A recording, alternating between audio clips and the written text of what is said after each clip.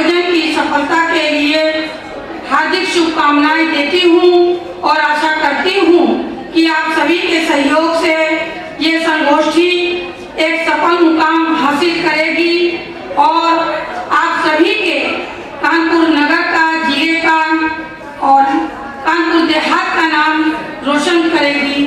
धन्यवाद।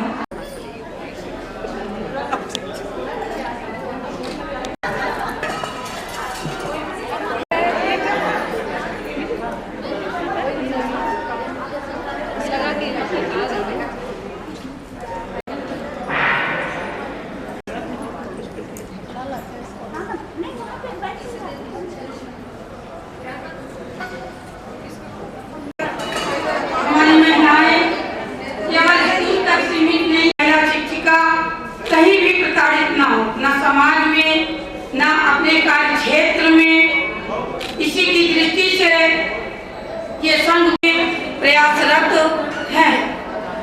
इसलिए महिला शिक्षक संघ महिला शिक्षिकाओं की, महिला बहनों की, महिला शिक्षकों की, अनुदेशकों की, शिक्षा मित्रों की समस्याओं को समाधान कराने में अग्रणी है और अग्रणी रहेगा।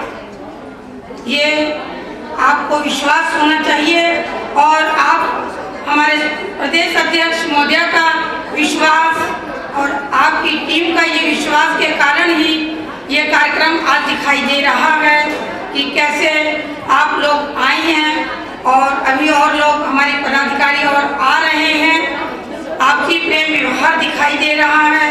बहुत अच्छा लग रहा है कि आज आपके कानपुर नगर में एक महिला शिक्षक संघ की विशाल संगोष्ठी का आयोजन जिले की, नगर की सभी पदाधिकारियों के सहयोग से ये संगोष्ठी संपन्न होने जा रही है।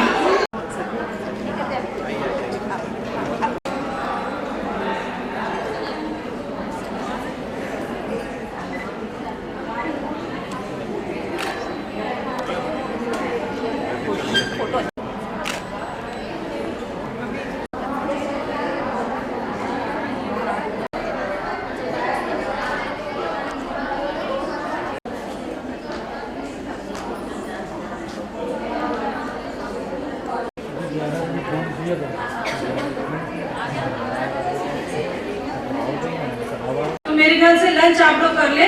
जब तक हमारे माननीय मंत्री जी आएंगे तो हमारा पेट जरा भरा होगा, क्योंकि भूखे पेट ना हो भजन गोपाला। तो इसलिए आप लोग प्लीज पीछे बैक साइड में आपकी लंच लगाए, आप लोग लंच कर लें।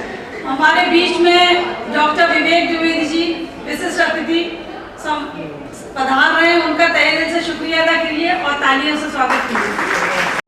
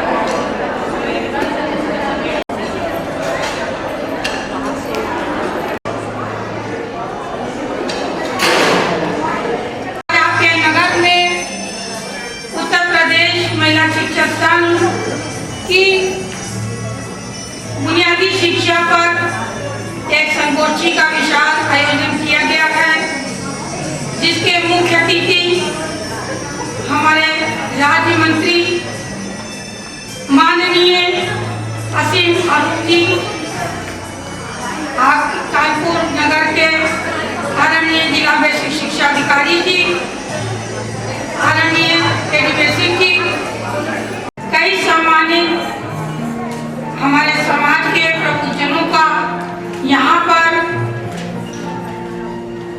स्वागत एवं अभिनंदन है। जैसा कि आपको अभी बता दिया गया है कि कुछ देर में आपके विशिष्ट अतिथि, मुख्य अतिथि और आज के कार्यक्रम की अध्यक्षता हमारे उत्तर प्रदेश महिला शिक्षक संघ की प्रदेश अध्यक्ष आदरणीय श्रीमती सुलोचना मौर्य जी करेंगी। जैसा मुझे पूर्ण विश्वास है कि आप लोगों की ये भीड़, आप लोगों का ये इतना समय देना हमारे महिला शिक्षक संघ के लिए एक कुल की शान है, तो बेटियां दो कुल की शान है। मेरा आपसे अनुरोध है, करेंगी और जितनी पहचान गए तभी हमें हमारे माननीय मुख्यमंत्री ये महिला शिक्षक भी एक अपना मंच होना चाहिए, एक ऐसा मंच होना चाहिए सभी जनपदों में, अपना प्रत्येक में आपकी प्रदेश अध्यक्ष महोदय की जिला अध्यक्ष, ये हमारे लिए बहुत सौभाग्य की बात है। हम सभी को हमारे क्या आप लोगों को हर्ष नहीं लग रहा है, बताइए। और उनसे निवेदन करेंगी, ऐसा नहीं है कि आपकी कोई समस्या वो कभी आप अपमान करके नहीं हासिल कर पाए। इससे बड़े हमारे लिए और सौभाग्य की क्या बात है। किसी को कहना है, आपको, आपकी बहनों को आपके वाणी से, आपके विचार से मोटिवेशन अपने आप में शख्सियत है जो बच्चे को जन्म देती है। एक संपन्न, सब गुण संपन्न है, इसको कहीं क्यों ऐसा होता यदि महिलाएं ही ना होती, क्यों यदि मातृशक्ति की ना होती तो हम नवरात्र में कन्या मातृशक्ति हमारी नौ दुर्गा का प्रतीक होगी, न पत्नी होगी, न माँ होगी। एक पुरुष की अहमियत है तो उतनी ही अहमियत है कि आप लोग अपनी समस्याओं को सुलझाने में, दूर करने में आप लोग सक्षम हैं। और पहले भी थी, लेकिन ये मार्गदर्शन नहीं था जो हमारे प्रदेश अध्यक्ष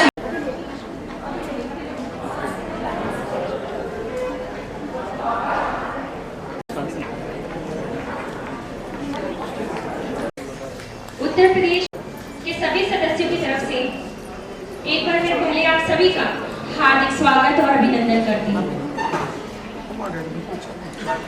तालियों के साथ आप बीएससी सर का स्वागत करते हैं और मैं सर से विनम्र अनुरोध करना चाहूंगी कि मंच पर आकर अपना आसन ग्रहण करें। करते हैं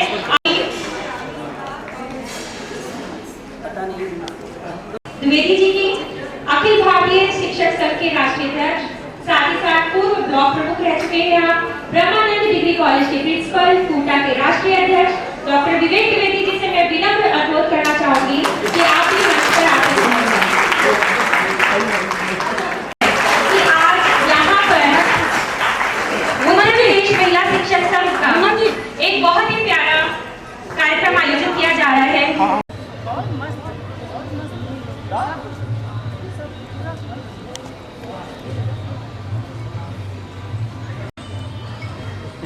हेलो जी जी, हम बाहर खड़े हैं, आपका स्वागत है।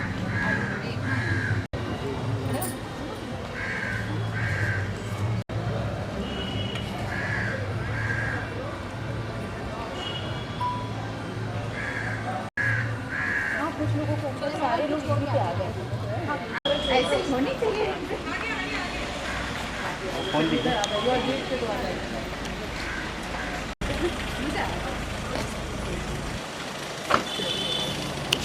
एक मिनट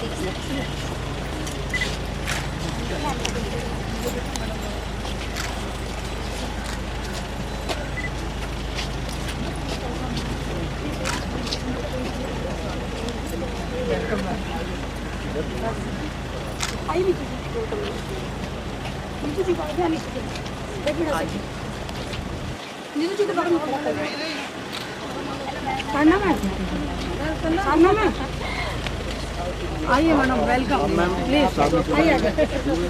एक ऐसे ले लीजिए।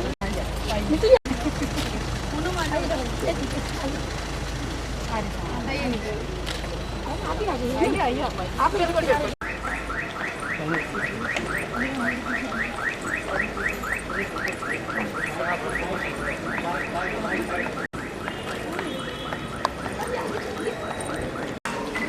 अध्यक्षा श्रीमती सुलोचना मौर्य जी आ चुकी है। एक बार जोरदार तालियों के साथ आपका स्वागत करते हुए श्रीमती सुलोचना मौर्य जी नारी शक्ति को ऐसा फील आना चाहिए कि वो बिल्कुल नाम पे पहुंच गए हैं। और नाम के लिए आप सबकी तरफ से बस यही कहना चाहेंगे कि मंजिल उन्हीं को मिलती है, मंजिल उन्हीं को मिलती है जिनके सपनों में जान होती है और पंखों से कुछ नहीं होता, बस हौसलों में उड़ान होती है। तो उस असीम अरुण जी बस कुछ ही पलों में आने वाली है। उससे पहले समय को व्यर्थ ना करते हुए मैं मंच पर इनवाइट करना चाहूंगी डॉक्टर मत्या मैम को। विषय है बुनियादी शिक्षा में महिला शिक्षिकाओं की भूमिका। बुनियादी शिक्षा यानी कि प्रारंभिक शिक्षा, और प्रारंभिक शिक्षा यानी हमारे बच्चे, हमारे प्राइमरी के बच्चे। तो जब भी बच्चा सबसे पहले विद्यालय आता है तो वो पहली बार समाज को फेस करता है। ऐसा नहीं है कि इसके पहले उसने कभी समाज को फेस नहीं किया, लेकिन वो बड़ा आक्रोश में होता है कि मुझे अकेले क्यों छोड़ दिया गया। कभी वो इतना रोता है, इतना रोता है, इतना रोता है कि आसमान सर पे उठा लेता है। तो उस स्थिति में हम शिक्षिकाओं की भूमिका बड़ी अहम हो जाती है कि हम उन्हें कैसे संभालें, उनको कैसे बहलाएं।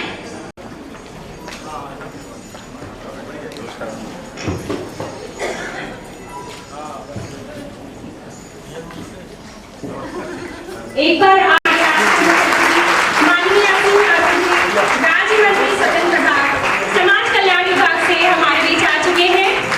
सर बहुत बहुत धन्यवाद आपका, आपने इतना अनमोल समय निकाला। विशिष्ट अतिथियों से रूबरू कराना चाहूंगी Sulochana Maurya ji, BSc sir Shri Pawan Tiwari ji, doctor महिला शिक्षा संघ की प्रधानाध्यापिका जो कि है प्रेजेंट टाइम में श्रीमती हेमंत सर नाम को श्रीमती हेमंत सर नाम से रिक्वेस्ट करेंगे कि मुख्य अतिथि और साथ ही साथ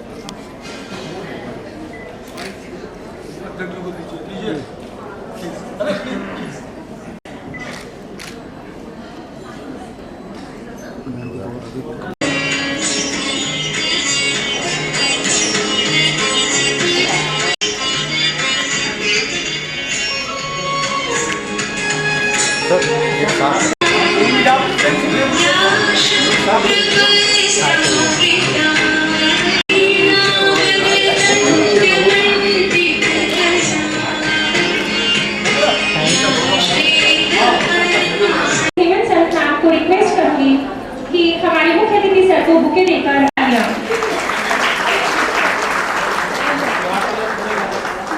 thank you.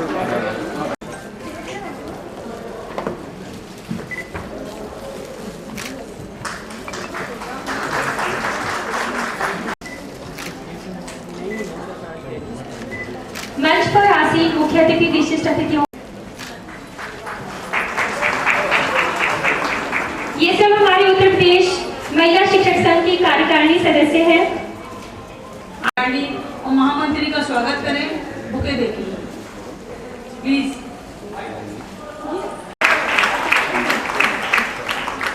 Thank you. Beni ji, मेरे अध्यक्ष और महामंत्री, आपका कार्यक्रम को आगे बढ़ाते हुए कानपुर नगर में महिला शिक्षक संघ के तत्वाधान और हमारी प्रदेश अध्यक्ष महोदया श्रीमती सुलोचना मौर्य जी के नेतृत्व में बुनियादी शिक्षा पर आधारित एक संगोष्ठी का आयोजन किया गया है और इसमें आए हुए सभी विशिष्ट अतिथिजन जो मंच पर आसीन हैं, मैं सर्वप्रथम उनका हार्दिक अभिनंदन करती हूँ और स्वागत की इस कड़ी में मैं अब नगर कार्यकारिणी से अनुरोध करती हूँ कि हमारे बीच में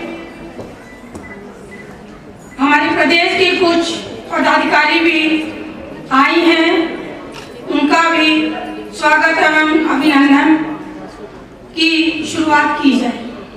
मंत्री प्रदेश उत्तर प्रदेश महिला शिक्षक संघ की माननीय संगठन मंत्री एवं मंत्री श्रीमती सुनीता यादव जी उसी क्रम में शुरू होगी।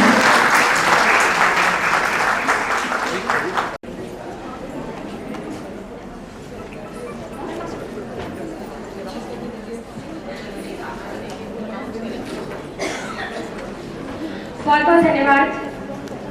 कार्यक्रम को क्रमानुसार आगे बढ़ाते हुए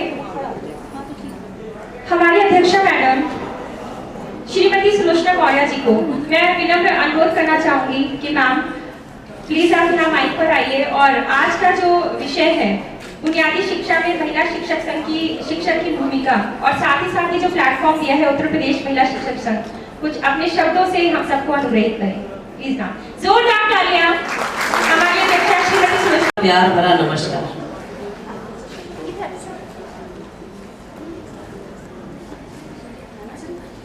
मंच पर उपस्थित हमारे मुख्य अतिथि, कार्यक्रम की शोभा बढ़ा रहे माननीय मंत्री उत्तर प्रदेश सरकार के पूर्व आईपीएस श्री असीम अरुण जी का हार्दिक स्वागत व अभिनंदन है।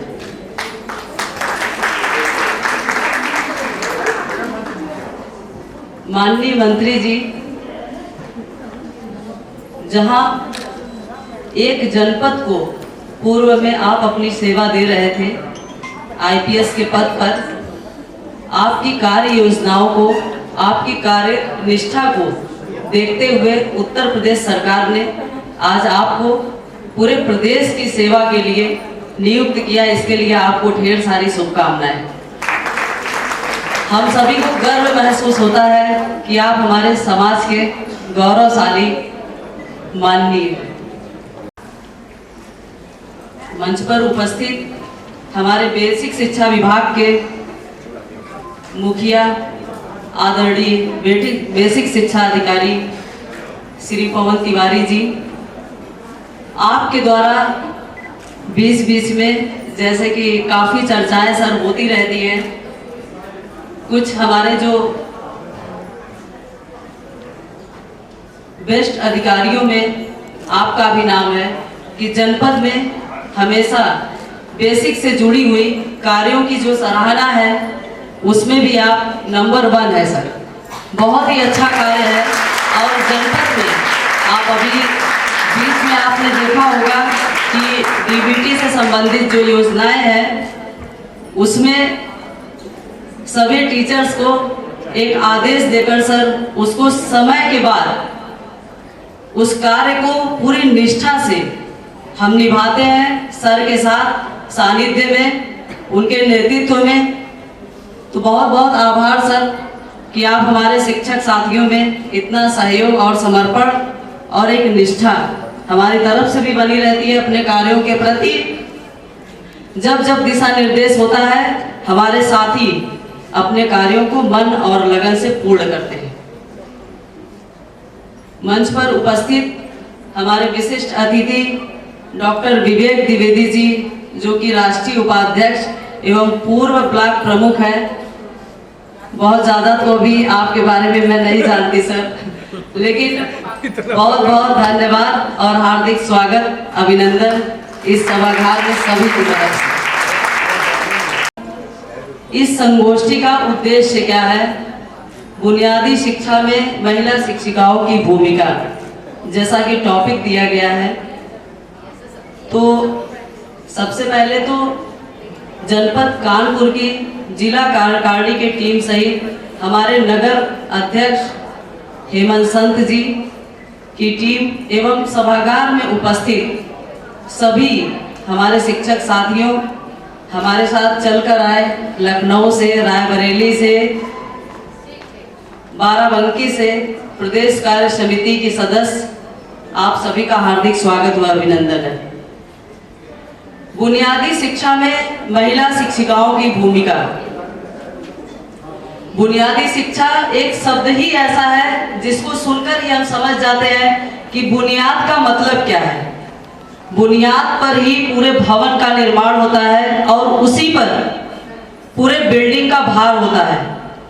तो जब हम शुरुआत करते हैं विद्यालय में, चूंकि हम वहीं से जुड़े हैं, हमारा कर्म भूमि वही है, तो हम उस टॉपिक पर आते हैं। जब बच्चा विद्यालय में आता है तो उसकी बुनियाद हम ही गढ़ते हैं। वैसे तो कहा जाता है कि पहले गुरु माता पिता होते हैं, लेकिन जब विद्यालय में बच्चे कदम रखते हैं तो उसके बाद हमारी जिम्मेदारी हो जाती है। फिर तीसरा गुरु अध्यापक होता है।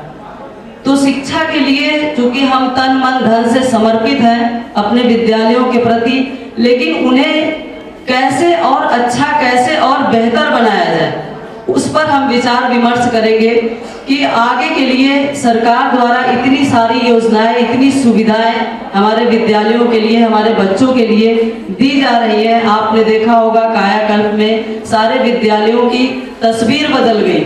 कभी किसी ने सोचा था कि विद्यालय इतना खूबसूरत बनेगा, टाइलीकरण होगा? आप पिछले शतक में उठाकर देख लीजिए तो विद्यालयों की स्थिति इतनी खराब थी।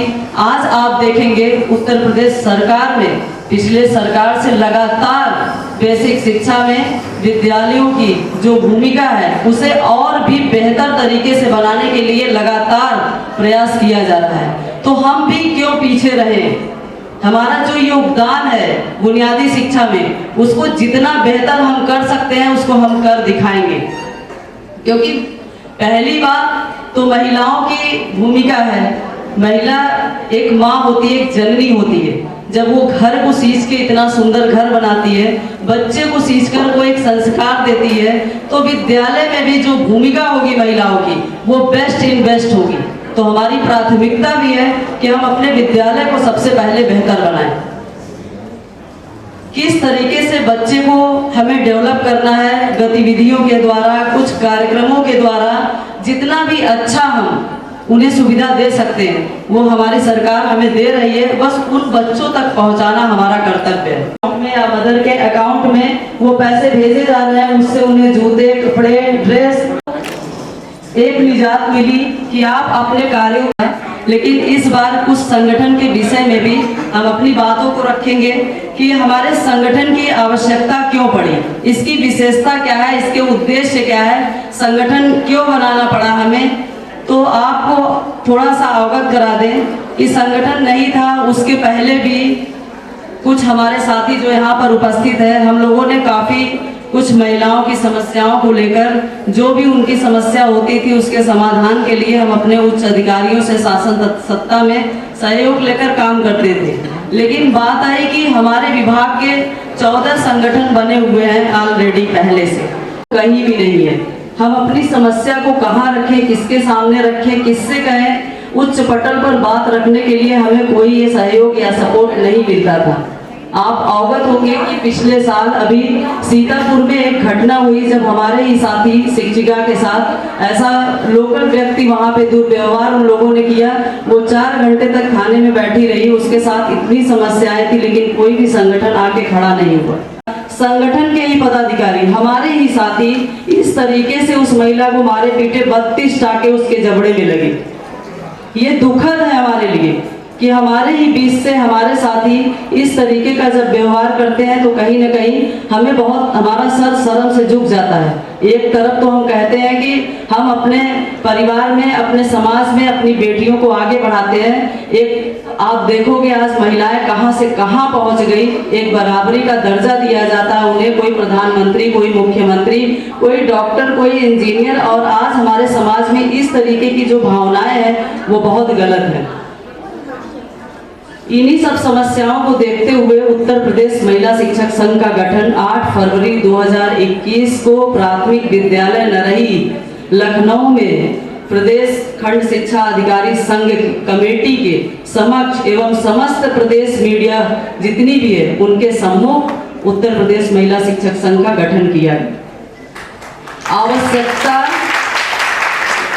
आवश्यकता और परिस्थितियां ही हमें हमेशा नई दिशा में सोचने के लिए प्रेरित करती हैं। जब हमें लगा, हमारे साथियों को लगा कि हमें भी अपनी बातों को रखने के लिए एक मंच चाहिए, एक कोना चाहिए जहां हम अपनी बातों को उच्च पटल के रख सके, हमारी बात को भी सुनी जाए। आज हमारे विभाग में 22, 23, 24 साल की लड़कियों की नियुक्ति हो रही है, तो वो अपनी बात को किससे कहने जाए। बहुत सारी समस्याएं निकल के आ जाती हैं कि जो पुरुषों के समक्ष बात रखने में वो आज भी झिझक महसूस करती है। इन सब चीजों को देखते हुए ये गठन किया गया, लेकिन अफसोस और दुखद इस बात का है कि आज भी लोगों के द्वारा ये कहा जाता है कि इस संगठन की आवश्यकता क्यों थी, ये संगठन क्यों बनाया गया। तो मैं बस इतना जानना चाहती हूँ कि जब 14 संगठन बने तब लोगों ने क्यों नहीं क्वेश्चन किया कि इतने सारे संगठन क्यों बनाए जा रहे हैं। भाई आवश्यकता तो एक ही की पड़ती है ना। माननीय मंत्री जी, थोड़ा सा अवगत कराना चाहूंगी, 6 महीने के अंदर पूरे प्रदेश में हमारा संगठन स्टैब्लिश हो गया। मात्र 6 महीने में इन महिलाओं ने जो कर दिखाया, हमने भी नहीं सोचा था कि इतना जोश और जुनून इनके अंदर है काम करने का कि हम अपनी बात को सेल्फ रखेंगे, हम काम करेंगे और हमारी प्राथमिकता सदैव विद्यालय से रही। आप विद्यालय के कार्यों के बाद आप संगठन के कार्य में लगेंगे, और वो सब ने मेरा साथ दिया, सभी साथियों ने मेरा साथ दिया, इसमें बढ़ चढ़कर हिस्सा लिया और पूरे प्रदेश में अपना परचम लहराया। 6 महीने के अंदर हमने राज्य स्तरीय संगोष्ठी कराई। माननीय शिक्षा मंत्री डॉक्टर सतीश द्विवेदी जी ने समय दिया 4 घंटे मंच पर। हमारी दूसरी संगोष्ठी अभी हमारे प्रेजेंट में जो शिक्षा मंत्री हैं संदीप सिंह जी, दूसरी संगोष्ठी हमारी जुलाई के फर्स्ट वीक में लगने जा रही है।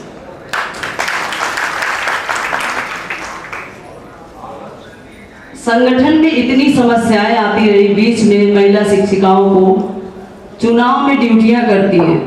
आज तक किसी ने भी ये नहीं कहा कि महिला शिक्षिकाओं जिनके पेट में 6-6, 7-7 महीने का बच्चा होता है वो ड्यूटी करने न जाए। चूंकि शासन से आदेश है कि ऐसे लोगों की ड्यूटी न लगाई जाए, लेकिन इतनी ज्यादा संख्या होने की वजह से अगर लग जाती है तो ये प्रयास कभी किसी ने नहीं किया। अगर किया होता तो आपने देखा कोविड के टाइम में हमारी 3 टीचर पेट में 6 महीने 7 महीने का बच्चा लेके इन्फेक्टेड होकर कोविड से उनकी मृत्यु हो गई। अफसोस है, दुख है मुझे इस बात का, लेकिन हमने प्रयास किया, हम सभी ने प्रयास किया। अभी लास्ट चुनाव जो हुआ है उसमें सारे जिला अध्यक्षों ने, हमारे जो भी ऐसी हमारे साथी जिसके साथ समस्या थी, जिनकी विकलांगता थी, जो असाध्य रोग से पीड़ित थी या जिनकी प्रेगनेंसी थी, उनके लिए हमने बढ़ चढ़कर उनकी ड्यूटियां कटवाई और जो स्वस्थ थे उन्होंने बढ़ के अपनी ड्यूटी निभाई।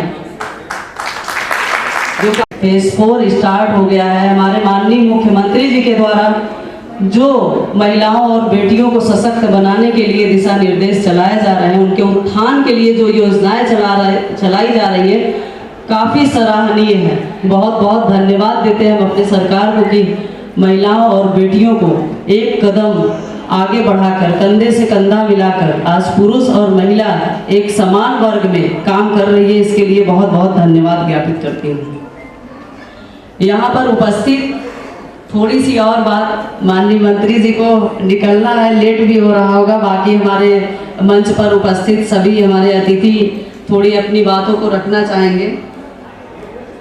एक रिक्वेस्ट है हमारी अपने माननीय मंत्री जी से और अपने उच्च अधिकारी से कि जनपद कानपुर की महिलाओं से संबंधित जो भी समस्या हो उसका समाधान ससमय निस्तारण हो, इसके लिए मैं आपसे अनुरोध भी करूंगी और आपसे अपेक्षा भी करूंगी। आप अपने कार्य से बैठे, ये नहीं, हमारी प्राथमिकता पहले विद्यालय है, उन कार्यों को करने के बाद ही हम दूसरे कार्य पर लगेंगे। ये हम आपसे अनुरोध भी करते हैं और अपेक्षा भी करते हैं। अंत में एक बार फिर से मंच पर उपस्थित हमारे सभी आदरणीय एवं सभागार में उपस्थित सभी साथियों का, जिला कार्यकारिणी टीम हमारी जिला अध्यक्ष रुचि त्रिवेदी जी के संरक्षण में ये कार्यक्रम का आयोजन हुआ है। हमारी नगर अध्यक्ष हेमंत सर एक ऊर्जावान कर्मठ साथी है हमारी। हेमंत सर नगर अध्यक्ष जी के साथ साथ उनकी कार्यकारिणी को मैं उत्तर प्रदेश महिला शिक्षक संघ की तरफ से ढेर सारी शुभकामनाएं देती हूँ। आप सदैव अपनी प्रगति पर बढ़ती रहें। जय हिंद, जय भारत। एक शब्दों में आपने पूरी बात रखी। एक बार पुनः मैं आप सबसे विनम्र निवेदन करूंगी कि जोरदार तालियों के साथ हमारे अध्यक्ष महोदय को धन्यवाद। Thank you. हमारे बीच में बीएसए सर है श्री पवन तिवारी जी। मैं आपसे रिक्वेस्ट करना चाहूंगी सर कि आप भी अपने अनमोल शब्दों से हमको अनुप्रेरित करें और तालियों के साथ आप इस पूरे माहौल को धन्यवाद। हम सबके संरक्षक, हम सबके मार्गदर्शक और हम सबके प्रेरणा स्रोत हैं। एक लोक सेवक के रूप में जिनकी प्रतिष्ठा, जिनकी कार्यशैली हम सबके लिए एक ऐसा मॉडल थी कि काम कैसे करना चाहिए।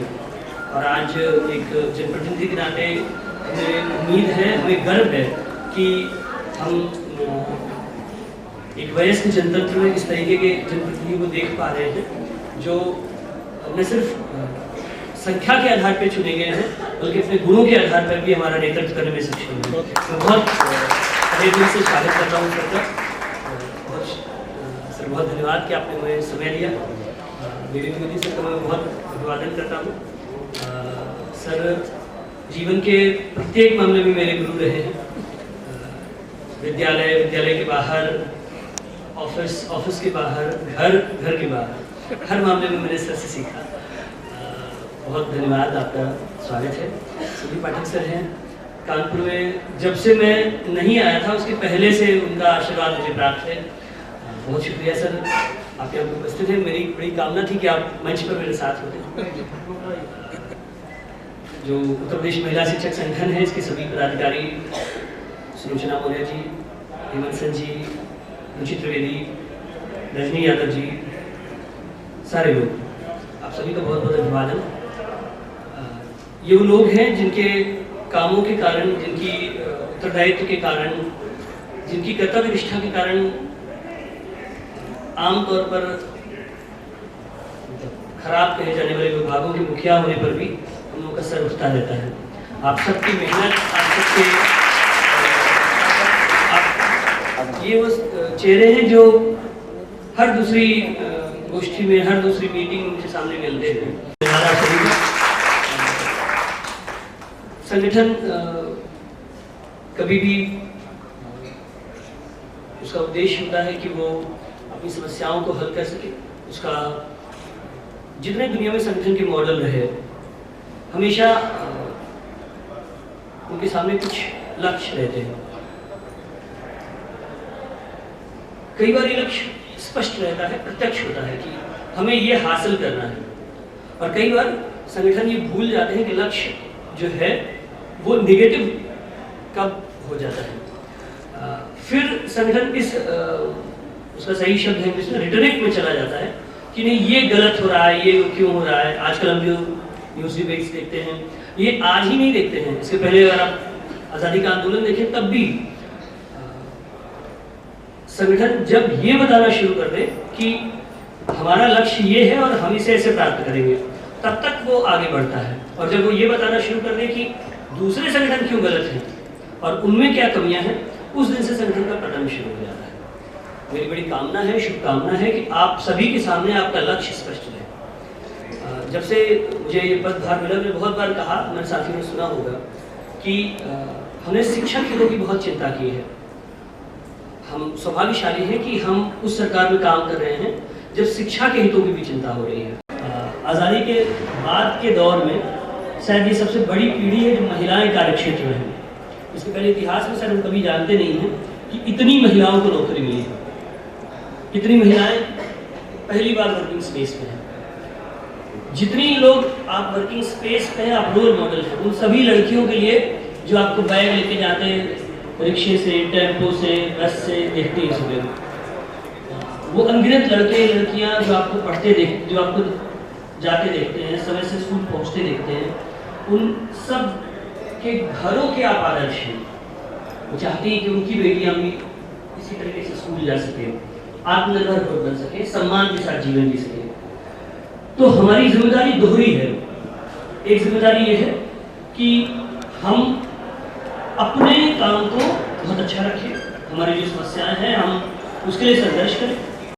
सरकारी शिक्षण व्यवस्था में थी तब भी ये व्यवस्था बच नहीं पाई, पुष्पित पल्लवित नहीं हो पाई।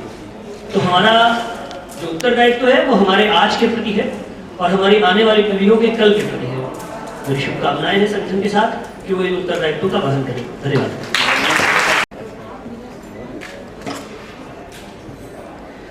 हमारे बीच में हम सबके रिस्पेक्टिव डॉक्टर विवेक द्विवेदी सर बैठे हैं।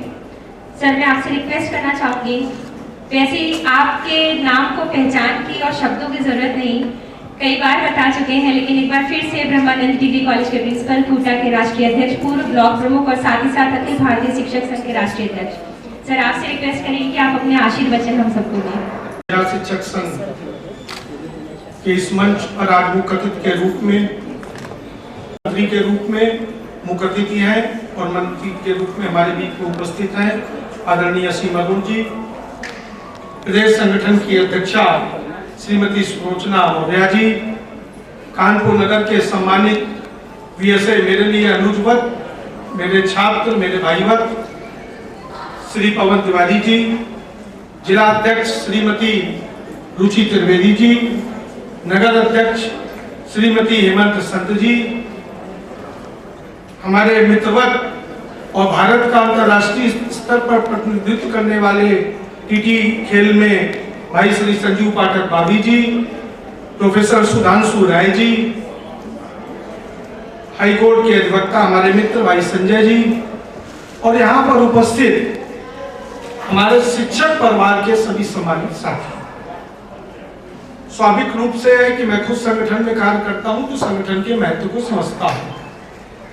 प्रदेश अध्यक्ष जी ने संगठन के गठन के संबंध में और कोई भी संगठन की सबसे नीचे की इकाई जितनी मजबूत होती है उसका बड़ा संगठन उतना ही मजबूत होता है। प्रदेश के संगठन को ताकत नगर और जिले के संगठन से मिलती है और स्वाभाविक रूप से यदि आपका संगठन नीचे स्तर तक पहुंच गया तो समझ लीजिए कि प्रदेश के स्तर तक आपका संगठन मजबूत रहेगा। दो विषय पर मैं चर्चा करूंगा और समय की सीमाओं के अंतर्गत बात करने का प्रयास करूंगा। जो बुनियादी शिक्षा है, माँ बचपन से स्कूल बच्चा जाए ना जाए, लेकिन शिक्षक की भूमिका के रूप में हम आप विद्यालय में अध्यापिका न भी होते कोई आप में से, तब भी एक शिक्षिका की भूमिका के रूप में बच्चे को, पुत्र और पुत्री को जो सिखाने का कार्य करते हैं वो आपके द्वारा किया जाता है। सब मंचों पर जाएंगे तो सुनने को मिलेगा, पिता जब पढ़ता है तो केवल स्वयं, पुरुष पढ़ने के बाद एक इंडिविजुअल का एजुकेशन होती है और नारी के पढ़ने के बाद, गर्ल्स एजुकेशन के बाद वो पूरी फैमिली की एजुकेशन होती है। स्वाभाविक रूप से है, लेकिन संगठन अपनी जगह पर रहे और केवल शिक्षा के क्षेत्र में कार्य किया जाए तो जिस समय महिला शिक्षक शिक्षित होती है तो वो परिवार के इकोनॉमिकल, सोशल और कल्चरल स्टेटस को बढ़ाती है। किसी भी परिवार की जो महिला शिक्षिका होती है, महिला होती है, वो परिवार को लेकर चलती है और तीनों स्तरों पर वह आपका ज्ञान वर्धन करती है और इस रूप में देश और समाज को भी आगे बढ़ाने का काम करती है। पूर्व में बहुत प्रसिद्ध नाम है सावित्री बाई फुले जी का, वहां से वुमेन एजुकेशन की शुरुआत हुई और वुमेन एजुकेशन होते होते बहुत बड़ी संख्या में आज आप लोग बेसिक शिक्षा से लेकर उच्च शिक्षा तक आप काम कर रहे हैं। स्वाभाविक रूप से हम इस बात को जेंडर इक्वलिटी की बात करते हैं, लेकिन जेंडर इक्वलिटी में मेरा व्यक्तिगत रूप से ये मानना है कि जो महिलाएं कार्यरत होती हैं, चाहे शिक्षा के क्षेत्र में हो या अन्य किसी भी फील्ड में हो, उनको एक्स्ट्रा प्रिविलेज मिलना चाहिए। और इसलिए मिलना चाहिए कि वो अपने कार्य के साथ साथ परिवार को भी चलाने का कार्य करती है, जो पुरुष सर्वस्व इतना नहीं कर सकते। माननीय मंत्री जी ने ब्यूरोक्रेसी के रूप में काम किया। वो राजनीति में ना भी आते तो भी कई वर्षों तक एक प्रशासनिक अधिकारी के रूप में कार्य करते। लेकिन मैं व्यक्तिगत रूप से उनका इसलिए भी प्रशंसक हूं कि उनको राजनीति की आवश्यकता नहीं थी, लेकिन उत्थान और प्रगति के समय में राजनीति को आप जैसे लोगों की आवश्यकता है। जिस समय आप जैसे लोग इसमें बढ़कर आगे आएंगे तो निस्संदेह समाज में शिक्षा ही मूल धर्म है, शिक्षा से ही प्रगति हो सकेगी। इस तरह की चीजों को लेकर हम आगे आने में राष्ट्रीय स्तर तक हूं। एक चीज आज तक मैं नहीं समझ पाया कि जो महिला कॉलेज में काम करने वाली टीचर्स होती हैं, जब प्रिंसिपल के पद पे बैठ जाती हैं तो सबसे ज्यादा उत्पीड़न जो कोएड में लेडी टीचर काम कर रही है, वो कहती है कि हम बहुत सुखी हैं, को एजुकेशन में हम पढ़ा रहे हैं। लेकिन जो गर्ल्स कॉलेज में महिला टीचर्स, हम तो सब समस्याएं देखते हैं, चाहे एनडी की हो, चाहे कानपुर विद्या मंदिर हो, चाहे जुआरियों में नगर के 10 कॉलेज गिना दूंगा, और उनकी जो महिला प्रिंसिपल्स हैं उस सबसे ज्यादा अपने ही समाज की अपनी ही महिलाओं का उत्पीड़न करती है। जाने कौन सी घुट्टी वो पी लेती है कि वो घुट्टी पीने के बाद वो उत्पीड़न चालू हो जाता है। बीएसए साहब अभी बैठे थे और हम बीएसए साहब चर्चा भी कर रहे थे। बीएसए साहब के शासन की बैठकों में चीजों में कहने की और बोलने की एक मर्यादा है, उस मर्यादा को नहीं तोड़ सकते। और मैं माननीय मंत्री जी से ये कहना चाहता हूँ कि शिक्षकों का मशीनीकरण होना बंद होना चाहिए। बिल्कुल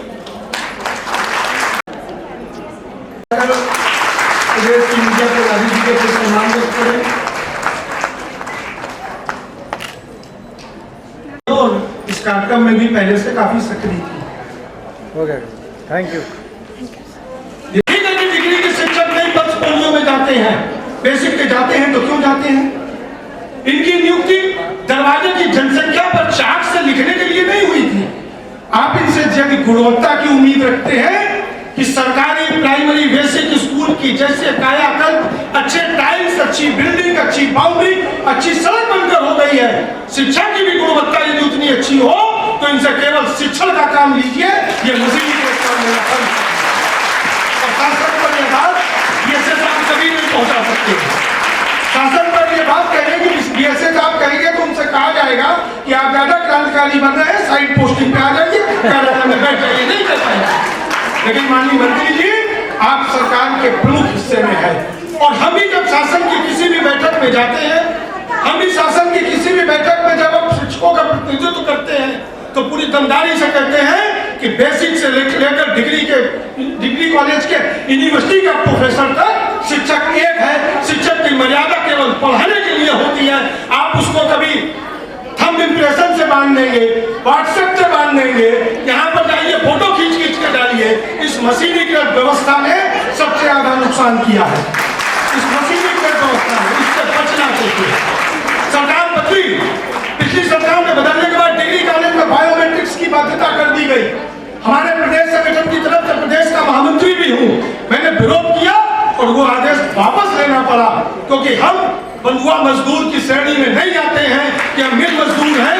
हम संगठन में मिल के अंदर जाएंगे तो अंगूठा लगा कर जाएंगे और मिल से जब 8 घंटे बाद निकलेंगे तो अंगूठा लगा कर निकलेंगे।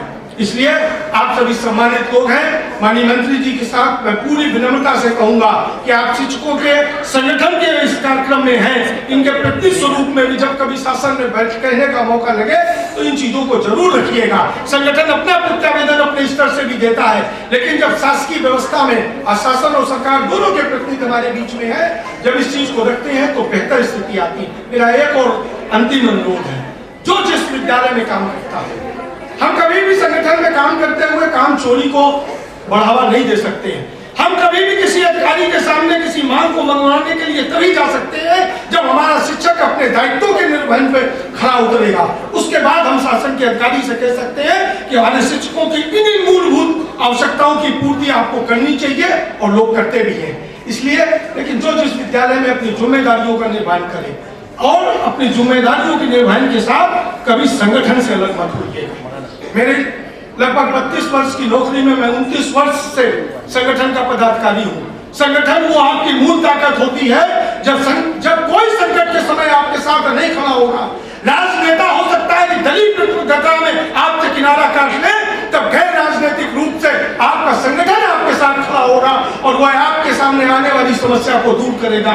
नगर से लेकर जिले से लेकर प्रदेश संगठन के आप साथियों के प्रति मैं बहुत बहुत सम्मान व्यक्त करता हूं, आदर व्यक्त करता हूं और ये विश्वास व्यक्त करता हूं कि संगठन के प्रति आपका विश्वास कभी डिगेगा नहीं। संगठन के पदाधिकारी समय के साथ बदलते चले जाएंगे। हो सकता है कुछ पदाधिकारी अच्छे होंगे, कुछ बहुत अच्छे होंगे, कुछ कम अच्छे होंगे, लेकिन कभी संगठन मरता नहीं है, कभी संगठन काम करना नहीं बंद करता। और एक अंतिम सीख देने के साथ हेमंत जी कल परसों कुछ विचलित नजर आई इस कार्यक्रम को लेकर। ठीक है, कुछ व्यवस्थाएं अगर हो जाती है। एक छोटी सी कहानी कि एक बार एक जो शिकार करने वाले थे, बहुत सारे केकड़े एक उसमें बड़ी सी झल्ली में बंद थे। झल्ली का एक हिस्सा फटा हुआ था। उसके मित्र ने कहा कि तुमने ये सब केकड़े इसमें बंद कर रखे हैं, ये झल्ली फटी हुई है, इससे तो केकड़े निकल के भाग जाएंगे, तुम बटोर के लाते हो, इसमें रखते हो, वो निकल जाएंगे। तो उसने कहा परेशान मत हो, जब एक केकड़ा आगे बढ़ने की कोशिश करता है, बाकी सब टांग पकड़ के उसको अपने साथ पीछे खींच लेते हैं। ये प्रवृत्ति होती है, संगठन ऐसे ही चलते हैं, एक दूसरे का सहयोग, एक दूसरे की खींचतान, एक दूसरे का कंधे से कंधा मिलाकर चलते रहते हैं।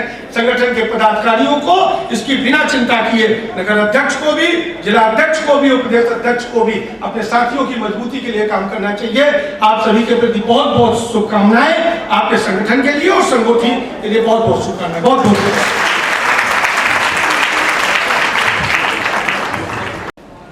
सारी बातें कहने के बाद जो चेहरे में मुस्कान दिख रही है इस वक्त इस हॉल के अंदर, मुझे लगता है कि आप लोग अपनी तालियों से सर को धन्यवाद दे सकती हैं। Thank you. सो कार्यक्रम को आगे बढ़ाते हुए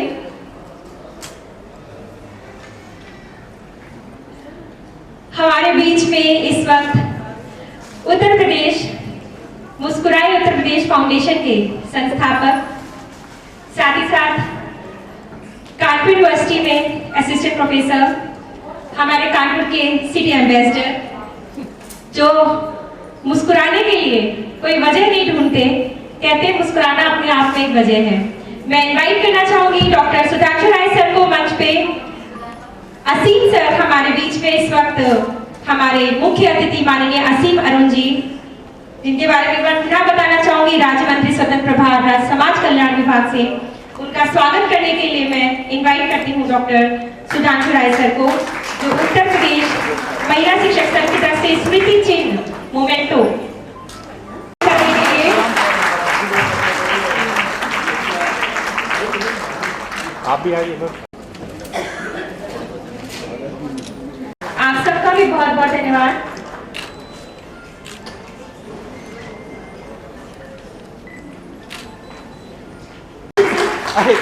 साथ में हेमंत सर हाथ लगा लीजिए।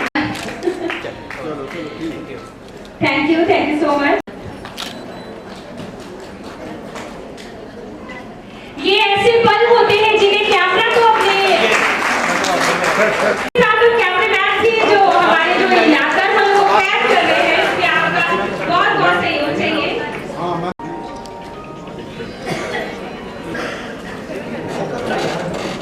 पर आकर के हम सबको कहना चाहिए कि हौसलों से भर दें। टीचरों को लेक्चर देना इससे मुश्किल काम क्या हो सकता है।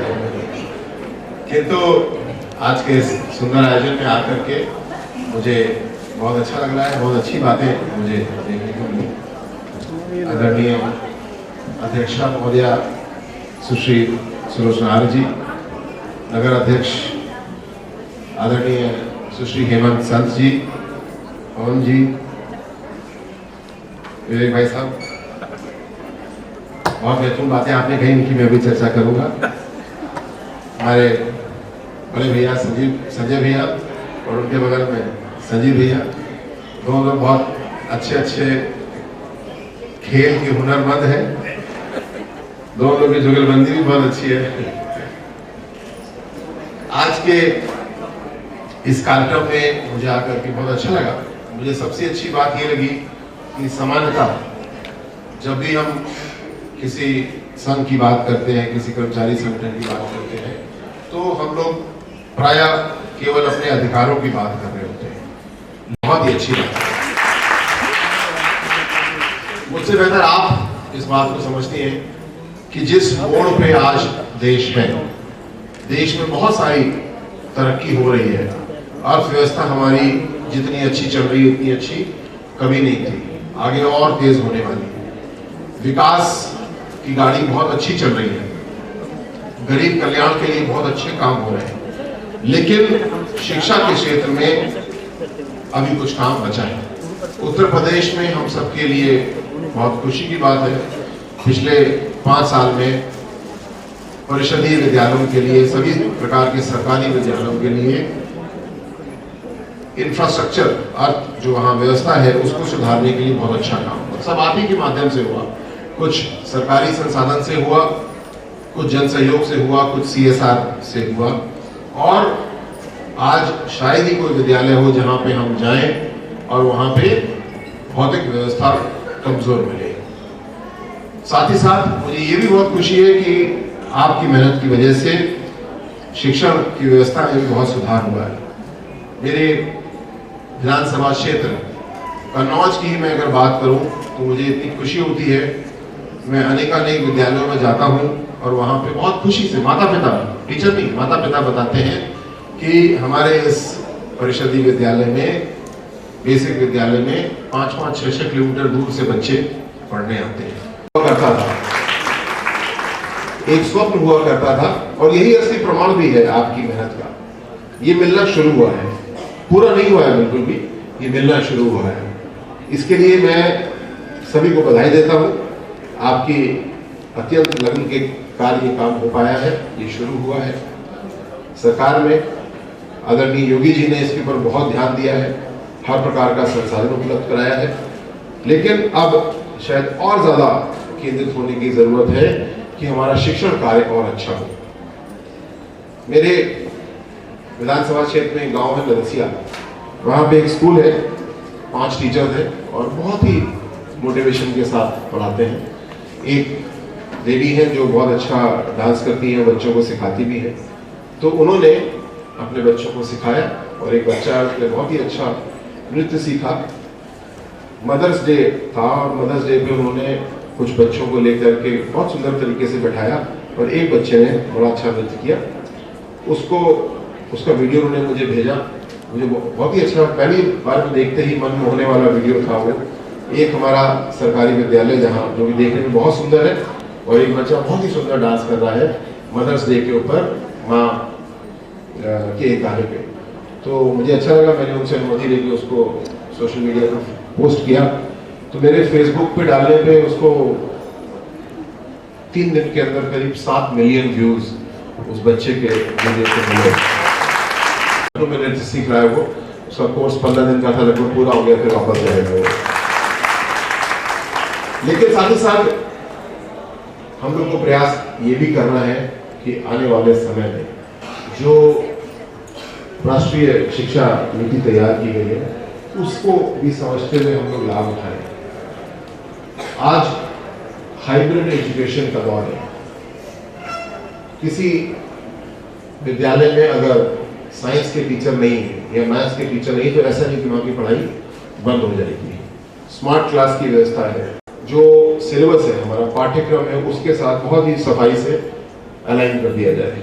कोई बच्चा बहुत जल्दी पढ़ाई कर लेता है, ग्रहण कर लेता है, कोई बच्चा धीमे करता है, दोनों अपनी अपनी जगह पे सही है। लेकिन जो प्योर क्लासरूम मेथड है पढ़ाई का, उसमें जो बच्चा धीरे ग्रहण करता है वो पीछे छूट जाता है। लेकिन अगर ऑनलाइन मेथड पे आते हैं तो स्लो सुनने वाला बच्चा उस वीडियो को धीरे धीरे देखता है, या 3 बार देखता है, 4 बार देखता है, और फिर वहीं पे वो पहुंच जाता है। हाँ, जब मैं ऑनलाइन कंटेंट ये सब बोलता हूँ तो साथ साथ ज़रूरी है ये भी ध्यान रखना कि बहुत से बच्चों के पास ऐसी कोई डिवाइस नहीं है जिस पे वो पढ़ाई कर पाए, वो हमको सरकार के रूप में पूर्ति करनी है।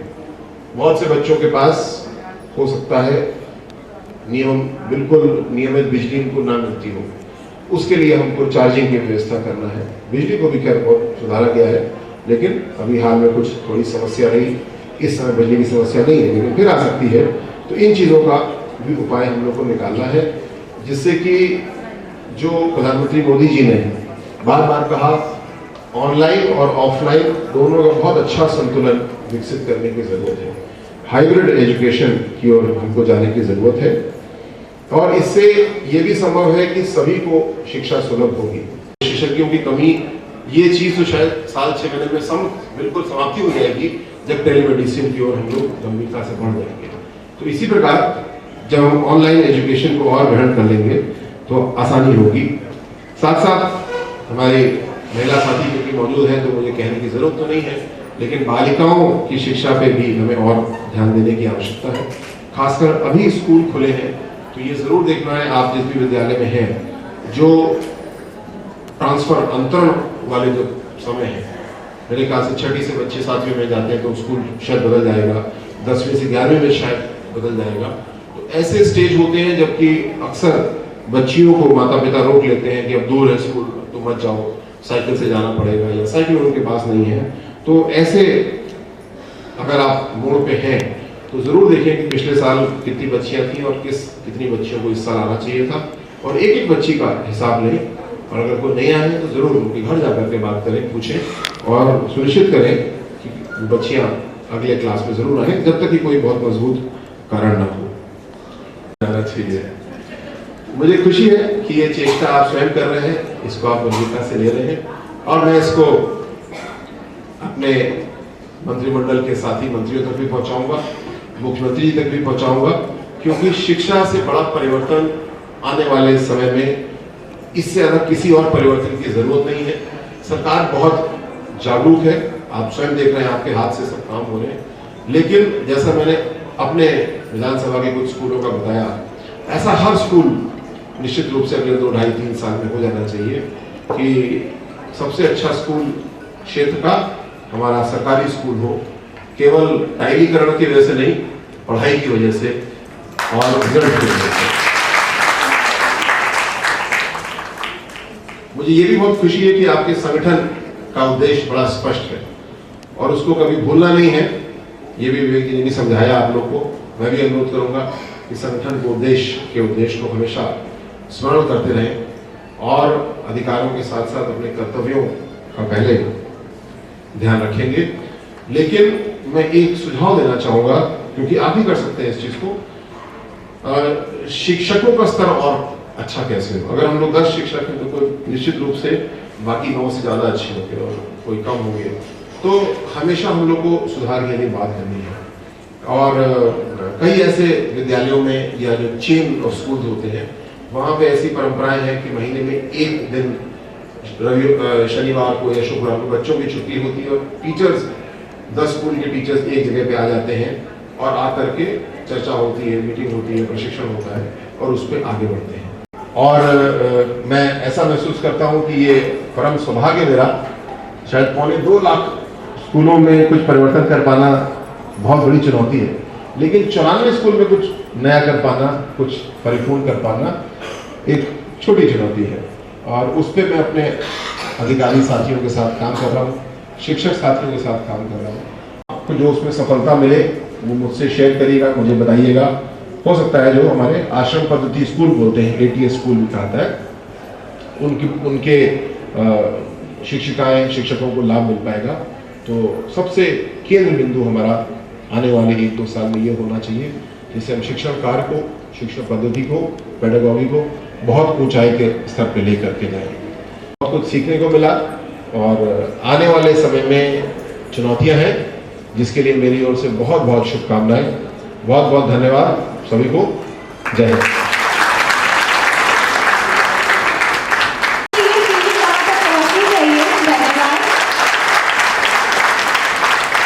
प्रवास वाली हमारी बेसिक शिक्षा से रिलेटेड है। यहाँ पर इस वक्त मंच पे प्रदेश का कार्यकारिणी जो है पूरी, उनका विशिष्ट अतिथि और हमारी अध्यक्ष महोदया।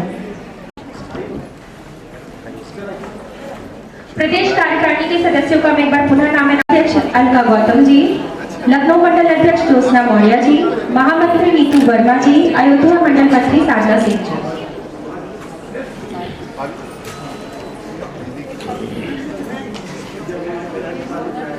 साथ के हैं तो तालियों में कमी नहीं, क्योंकि टॉनिक का काम करते हैं और बीच बीच में एनर्जी भी आ जाती है।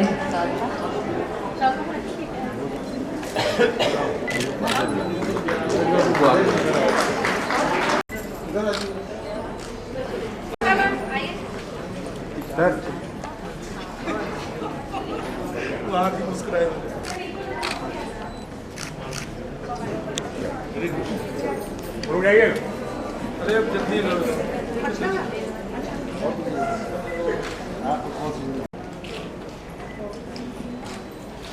हमारे प्रदेश कार्यकारिणी के सदस्य, नगर कार्यकारिणी के सदस्य और साथ ही साथ यहाँ पर अनाउंस कर दीजिए। मैं अलका मैम बता रही हूँ। हमारे बीच में अलका मैम है, तो 1 मिनट का समय देकर आप सबका इंट्रोडक्शन करा दीजिए। उत्तर प्रदेश महिला शिक्षक संघ की कानपुर नगर की इकाई से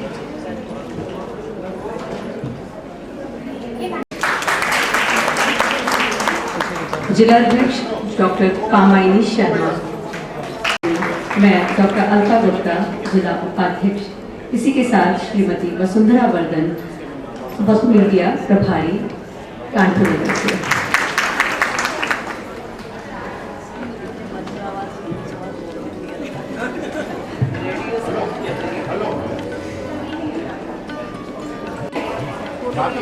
बाकी एक जल्दी चलेगा।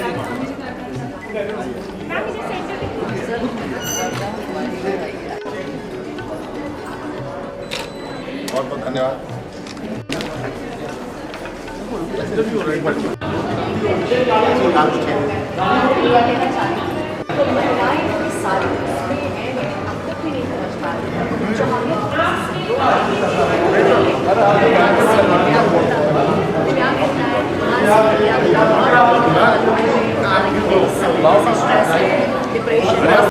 जो भी काम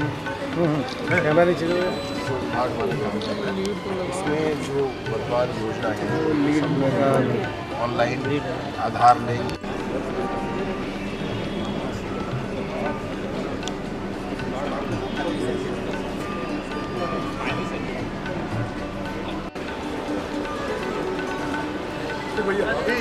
महाराज धन्यवाद भैया, धन्यवाद।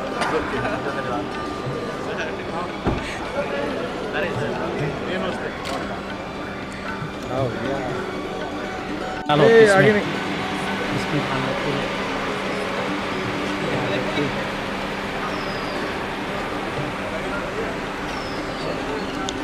फोटो अच्छे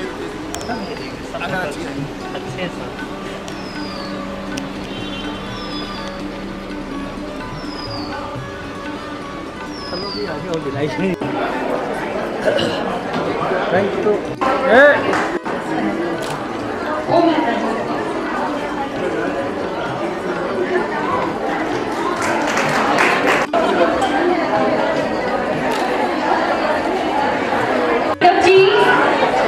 रजनी यादव, श्रीमती रजनी यादव, आगे लगा दे। माथुर, श्रीमती शिखा श्रीवास्तव जी, श्रीमती रेखा गुप्ता जी, श्रीमती शिखा श्रीवास्तव जी, श्रीमती ओके। भाई एक बंदी बहुत तेजी से क्लैपिंग।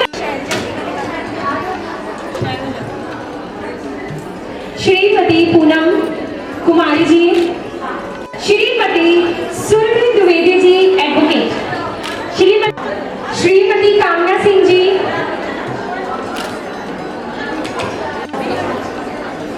श्रीमती नम्रता चिंतिया जी, श्रीमती मनोरमा कन्नौजिया जी।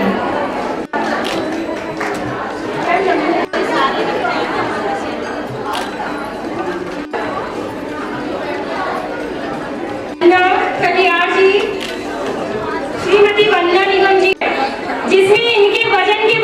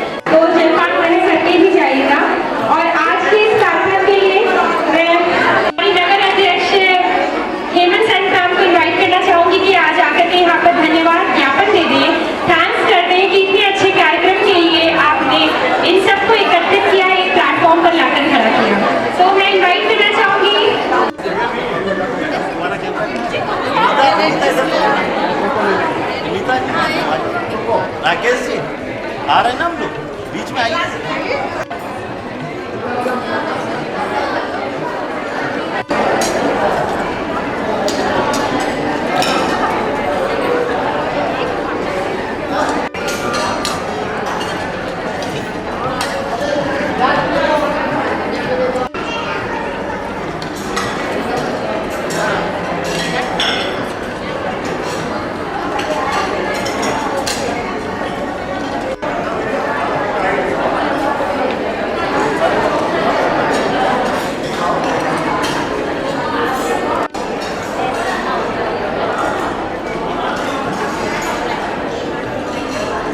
सुधांशु जी को बहुत बहुत धन्यवाद, कामिनी जी को, रुचि त्रिवेदी जी को, जिलाध्यक्ष है हमारी, जिन्होंने एक मुहिम चलाई हुई है जिले में कि हमें सभी महिला शिक्षकों का सम्मान और उनके कार्यों को प्रगति देनी है और नियम अनुसार हमें कार्य करना है। कोई भी काम ऐसा नहीं कि हम महिला शिक्षक संघ में आ गए तो अब तो हम बिल्कुल जी हमें पद मिल गया और हम तो कुछ भी किसी की नहीं मानेंगे, ऐसा नहीं है। हम लोगों ने जो कार्यक्रम अपने परिवार में, अपने समाज में मनाया है, वही हम अपने शिक्षक संघ में भी बनाएंगे, जिससे कि लोग तारीफ करें कि ये महिला शिक्षक संघ बना है जिसमें सबने अपनी मर्यादा को मर्यादित रखते हुए सारे कार्य कर रहा है। और सबसे बड़ी चीज जो मेरी टैगलाइन है आज की, मुस्कुराते रहिए, आप उत्तर प्रदेश महिला शिक्षक संघ में हैं तो मुस्कुराना ना छोड़िएगा।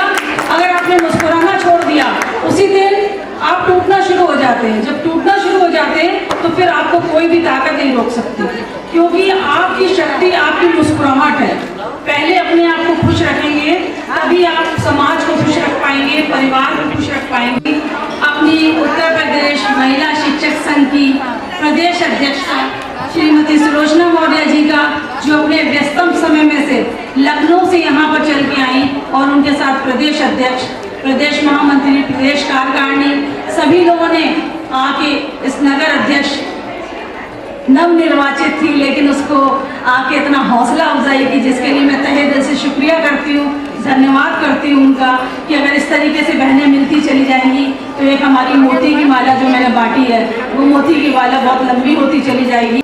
तो मैं उनके लिए बहुत प्यार भरा अभिवादन और उनका शुक्रिया अदा करूँगी।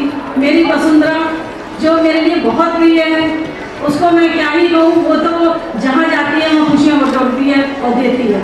तो इसी तरीके से समस्त जिला बिल्कुल जहाँ मांगा वहाँ उन्होंने दिया। तो ये सारी महिलाओं की एक छाटी हुई टीम थी कि नहीं, इन भाइयों को तो जरूर एमन बुलाना है, महिलाओं का कार्यक्रम है तो क्या हुआ, वो लोग बोर होंगे, लेकिन मैंने कहा नहीं, उनको बुलाया जाएगा। और उनने जो टैग लाइन है वो आदित्य जी पूरी कर रहे हैं, मुस्कुराते रहिए, उत्तर प्रदेश महिला शिक्षक संघ में है आपका अभिनंदन है कि हमारी अध्यक्ष मैडम सुलोचना मौर्य जी से मिलने के बाद आपको शायद उनकी शक्ति, उनकी कार्यशैली का बोध हो चुका होगा और उनके पीछे महिलाओं का हुजूम आपको समझ में आ गया होगा कि आगे हम लोग किस प्रशस्ति पर मार्ग पे जाएंगे और उनके नाम को, उनके संघ को आगे लेके चलेंगे बिना किसी भेदभाव के, बिना किसी द्वेष के। हमारा पहला ही उद्देश्य ये होना चाहिए कि हम महिलाएं हैं और हम महिलाओं के हित की बात करेंगे। तो जब महिलाओं के हित की बात करेंगे तो हमें किसी का अहित नहीं करना है। हमें अगर कोई नाराज भी है तो उसको मना के उस कार्यकारिणी में उस सदस्य को उसको मना के ले आए, और आप खुश रहेंगे तो समाज खुश रहेगा। बस मैं अपने इसी टैगलाइन के साथ मुस्कुराते रहिए, आप उत्तर प्रदेश महिला शिक्षक संघ में हैं। मैं अपनी अनुष्का मैडम महामंत्री प्रदेश, वो स्वास्थ्य खराब होने की वजह से, क्योंकि उनके अभी पुत्र रत्न प्राप्ति हुई है, राजकुमार की देखभाल में वो उसमें व्यस्त हैं और अपने व्यस्तम समय और अपनी स्वास्थ्य की वजह से वो नहीं आ पाई। मैं भी उनको तहे दिल से शुक्रिया अदा करूंगी कि उन्होंने पद पद पर मेरा साथ दिया। कार्यकारिणी को कहूँगी कि वो स्टेज पे आ जाए और उनका थोड़ा स्वागत कर दिया जाए। धन्यवाद सभी को। बेटा बीच से नहीं।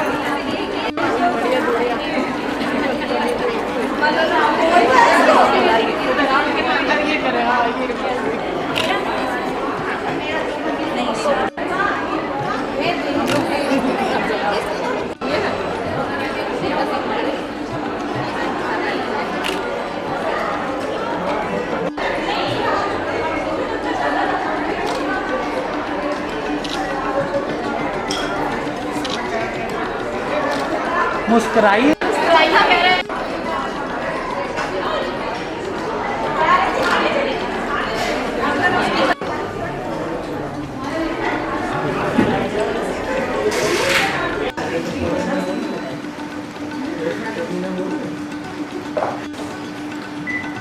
मैम अपना परिचय देते हुए आप बताएं आज आप लोगों ने क्या कार्यक्रम किया?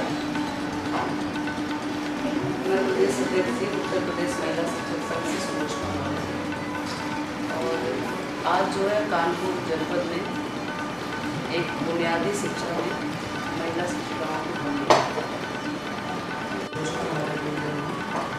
आज कानपुर जनपद में एक संगोष्ठी रखी गई है जिसका हेडिंग है बुनियादी शिक्षा में महिला शिक्षिकाओं की भूमिका। बुनियादी शिक्षा